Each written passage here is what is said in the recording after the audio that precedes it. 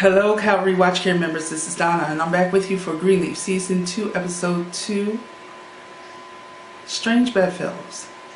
This is a filler episode. It is not the salacious, suspenseful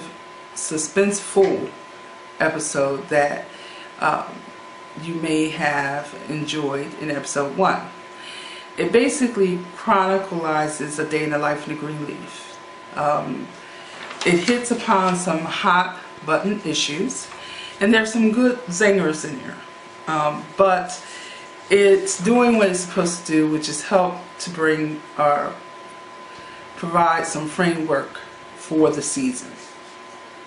Okay, so we start off with Lady Mae coming into the bedroom after laying baby Nathan down. We learn that baby Nathan has a nasty rash that's keeping him irritable, and she's offering her assistance to Charity because he's not sleeping through the night. So Lady Mae is trying to encourage her husband to speak to Jacob and reveal Pastor Skank's true identity. He says that he will do it, but at that particular point his eyes are more focused on having an intimate moment with his wife until the baby cries again and gets in the way of what he's feeling. So Lady Mae rushes off to care for baby Nathan, which causes Bishop to say, "Where's that baby's father?" Almost like he wanted to curse, but he just said, "Where's the baby's father?" instead. Anyhow, that's when we learn that Kevin is actually staying in the hotel. He's got a picture of his wife and his newborn on the nightstand there. He's attending these 4 to 5 family meetings alone. And Sidney, the coordinator there, approaches him about it. He said, "Well, will we see your wife soon?" And Kevin's like, she's not really feeling this. And, Sidney advises that, hey, you can't do this by yourself. In order for this to work, your wife has to be here. And he said, this may be a situation where you simply need to man up and take lead, and she may respond to that. So we have Kevin, who goes to the church. He's actually passing by Darlene's office, and Darlene's the office manager. She hands over a belated baby shower gift and says, and tell Charity not to worry, that baby rash, the rash will clear right on up, and baby Nathan will be just fine. And he's trying to pretend that he knows what's going on when he really doesn't, and that fuels his anger for not knowing what's going on with his child, that he tries to suppress. He'll later confront Charity about it and have a very intense conversation, which winds up actually leading them down to memory lane and causing them to laugh and rather enjoy each other's company at the time. And she welcomes him to spend the night. Alright, Lady Mae and Bishop are reviewing the church finances. Lady Mae lets it be known the Deacon board, the majority of the Deacon board, and Betty Wilcox. You know who Betty Wilcox is. She is a member of the Bishop's Round Table and writes those checks with a whole lot of zeros, are not providing any funding, and the church is hurting and they need this funding. And this is all surrounding the fact that Carlton is an openly gay choir director who has recently married his husband. And a lot of people have the mindset that, because you have this openly gay choir director sitting up here directing the choir, it's going against God, and this is why the church is having all of these difficulties and all these calamities. And, they're not supportive of having this openly gay choir director. So Lady Mae and Bishop are in agreement that he needs to be fired. Lady Mae assigns the task to Grace. She does it in such a way that she provides this open winged, I'm going to go with dove, statuette, crystal statuette, and that's her way of summoning Grace. She has it placed on Grace's desk. Grace brings the statuette with her and reports to the bishop's office, and Grace responds to her mother's request. She's not crazy about it, and she feels like, well, Dad's sitting right there, and I'm not going to have influence with him. So she delegates the task to Charity. Charity tries to appeal to her mother, but Lady Mae says, well, I can find the money, you want me to find the money somewhere else. Let's get rid of your music producer, Jabari. So when that's put on the table, Charity's not feeling that. And then, Lady Mae said, I want to apologize for making you feel like this was actually a discussion, and, she just really shuts Charity down. And Charity goes to Grace and says, look, we didn't, I tried, it's hopeless. And pretty much, there's nothing we can do. And Grace wants to fight. And Charity's like, I'm not willing to make this a case. I don't want to. Grace decides to call Darius Nash. And Darius Nash is the reporter that has been putting all these scandalous events in the paper about the church. And he also offered to take Grace out on a post-scandal date. But Grace initially denied or declined his offer. She calls him with the intent of leaking the story to him. She has a change of heart, and she does reveal the information to him off the record, but we'll find out if it actually stays off the record. He takes her to this bar where they're enjoying a couple of drinks and apparently eating some delicious food. They look like the food was tasty, and they had some nice, kind of bluesy, jazzy music going on. He invites her to dance. She says no. He's like, look, don't worry about it. Nobody here goes to church. And they cut a rug for a little bit. When she returns, the date gets interrupted by a text from Sophia. She says, I gotta go. This is my daughter. And they agree that they should meet up again. Okay. When she does return back to the church, she learns that her mother fired Carlton.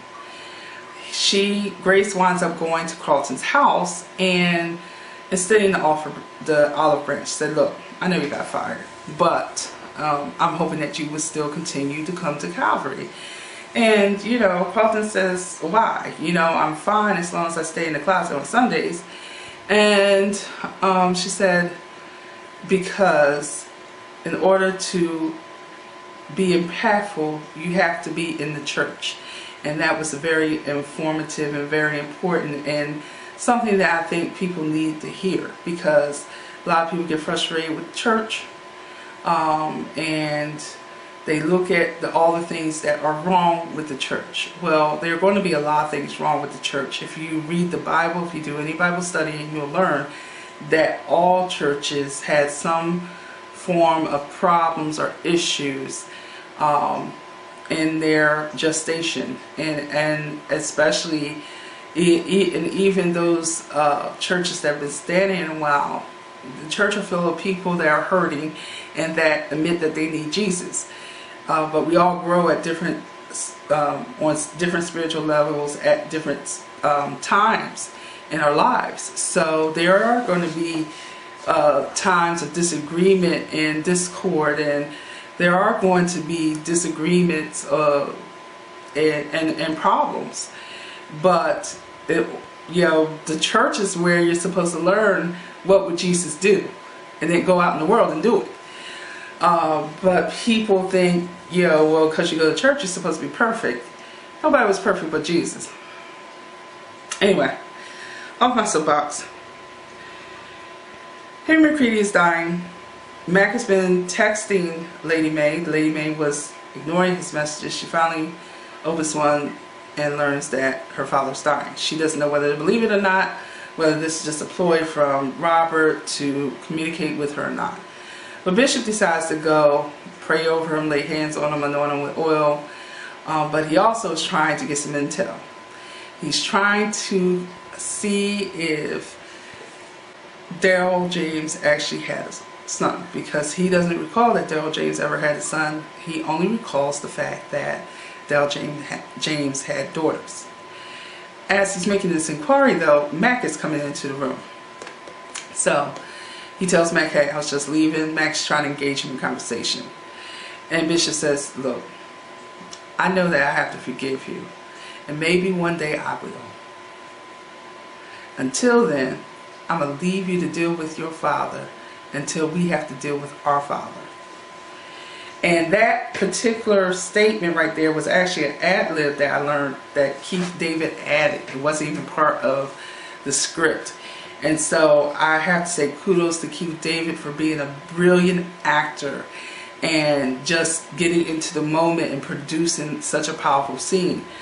Mac winds up having a touching moment with his father as Henry is saying, I don't want to die, I'm not ready to die.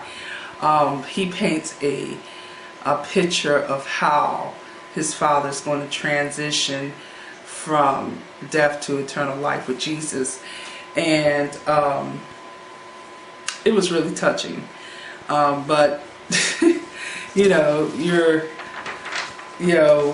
hoping that amends have been made on behalf of Henry. And then on top of that, you get the impression that how vividly Robert is expressing to his father that it's just like being pushed into the water for the first time and not knowing how to swim. It's scary, and then at some point it becomes refreshing, and you are swimming towards Jesus. And he's just being the way he describes it winds up sounding so beautiful. And I think this is his eternal hope for himself.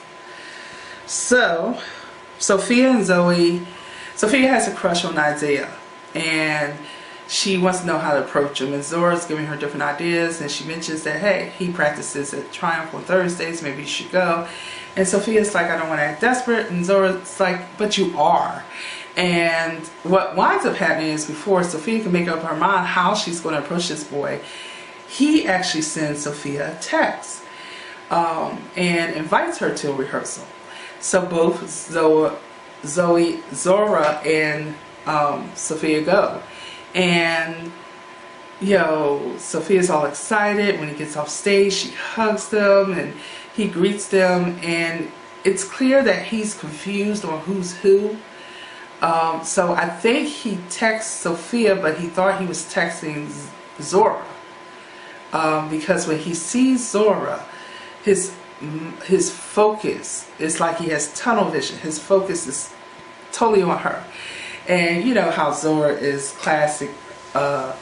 Zora talking about, yeah, I know, I'm famous, I'm well known, this, that, and other, blah, blah, blah. And she's kind of enjoying the attention that she's receiving from him until she sees the hurt expression on Sophia's face. And then she tries to pull Sophia into his line of vision.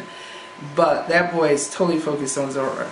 So it's going to be interesting to see how that works out between the two cousins. You have Jacob, who decides to address Skanks on the, blindsiding him with the news from last week where he'll be pastoring over Triumph 2. And he said, can I get a heads up next time you're going to do something like that? He said, well, I would have given you a heads up had I got one. But, that was an act of God. And then, Skanks basically said, I'm giving you everything that your father never did give you, that you always wanted. And you're going to imply that I'm lying to you. Don't bite the hand that feeds you. And Skanks tells Jacob to go door to door evangelizing and promoting Triumph 2 in the Southwinds, which is predominantly Calvary congregants area. So he said, there are mostly Calvary members there. He said, well, they should recognize you. And Jacob is even foolish with that, because he does go ahead and he's handing out these tote bags and these mugs. And, most of these people are Calvary members. He runs across a dedicated Calvary member who is like, does your father know that you're out here doing this, that you're actually promoting another church? And he's like, well, I wouldn't say promoting, I'm just providing you with a different option. And he's like, I got this tote bag and this mug for you. And the classic line from the woman is, I don't care if it came from the wine and cloth that they wrapped my Lord in when he died. I'm dedicated to Calvary. So, you know, she said, you should be ashamed. And he looked, you know, with this pathetic face, expression on his face. Meanwhile, while he's going through all that, Carissa is with Tasha and they're reviewing the parsonage. Well, it's nothing that Carissa anticipated, and you can see the look all over her face. And Tasha sees it too, and she's trying to really sell it. Like, she's saying, hey, you know, this is where, you know, this is our first home. Pastor Skanks and I, you know, this is where we started before we moved on up. And, you know, this just look at it as a starter home. And, you know, with a little love and care, we can make this look wonderful. You know, I'm great at internal decorating. I used to be in real estate, this, that, and other. And she's just talking up the property. And Carissa's not buying what she's selling.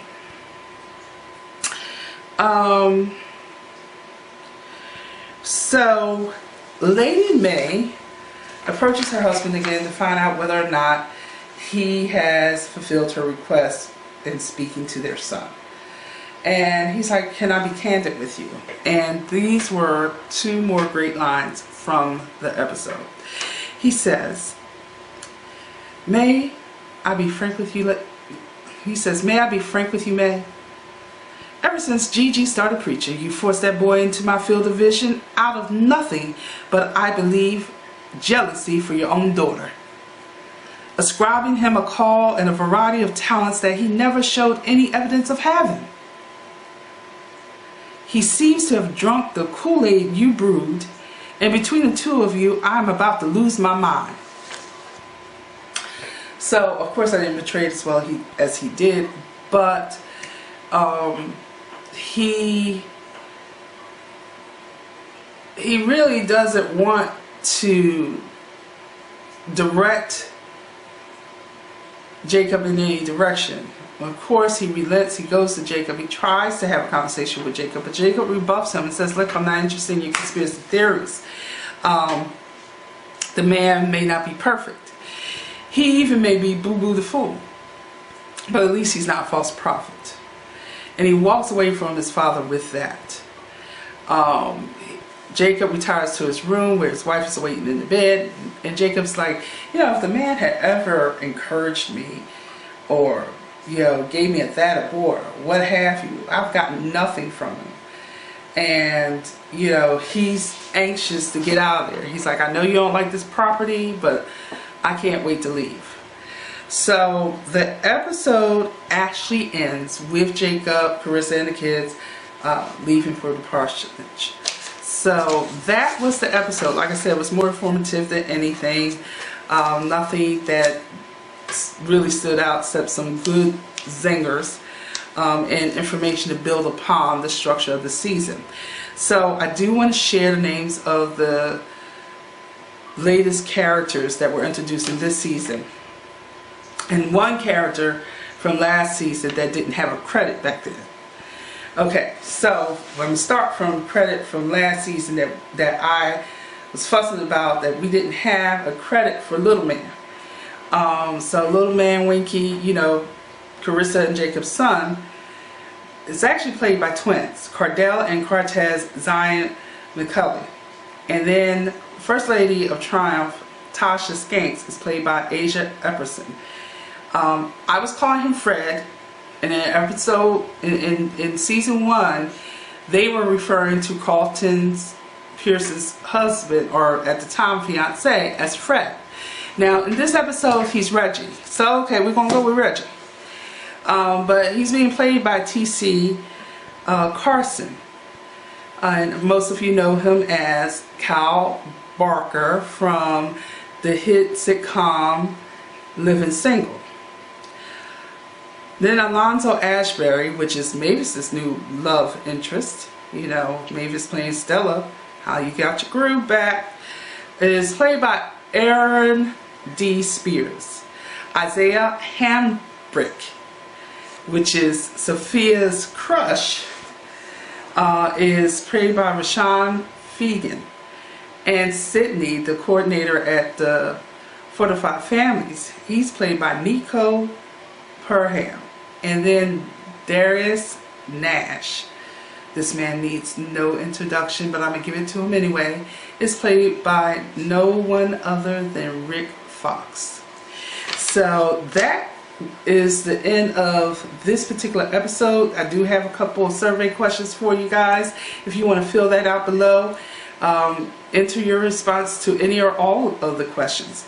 First of all, do you think Isaiah is making or breaking the hits? Now, I've had a couple people question the talents that were expressed in this episode by Isaiah and the unnamed singer, female singer that Pastor Basie was looking at in Triumph, and they were just questioning if the song choices were wrong or the voices were wrong. Is the talent making or breaking the hits?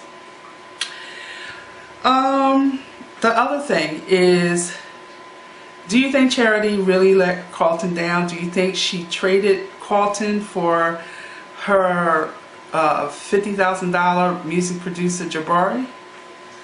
Let me know how you feel about that. Do you think she should have fought harder? You know, I'm kind of on the fence with it. I'm going to tell you the truth. She just had a baby. Her hormones still kind of crazy. She's, you know, dealing with fatigue because the baby won't sleep because it's irritated with a little rash. And, you know, she learns her husband's got interest in men. She doesn't know whether or not they can make it. So, you know, I think it was just too much on her plate. And maybe she realized that maybe it'd be better for Carlton not to be there when you're dealing with the mindset of the people, like Betty Wilcox and most of the members of the Deacon board. You know, here is another thing. Bishop not being able to forgive Robert Mack. I've heard some reviewers be harsh on the bishop. Now, granted, you know, Bishop Greenleaf has a multitude of sins, but who doesn't? There's no one perfect walked this earth but Jesus. In this particular instance, I am siding with the bishop because if any of you put yourself in the shoes that he was in, where his child was molested repeatedly over several years by his brother-in-law, and then you find out that he was molesting other people as well, and then using your business or your church funding to pay these people off, it's going to take you a minute to find that forgiveness. You got to search hard. You got to dig deep. That is a time situation. You cannot expect instant forgiveness. That's going to take a little bit. You know, so I think people are being hard and have unrealistic expectations. Only God can forgive you within the bat of an eye. You know, with people it's not that easy. So I think that's all the questions I have now. But engage me, put all your comments below. My information is also in the little description box there if you want to reach out to me. But leave your comments below regarding any of the questions that I asked, and let me know how you like this review. Please give me a thumbs up if you like. Please give me a thumbs down if you don't. And leave your comments. I appreciate all of you watching this video. I look forward to the next episode. Bye for now.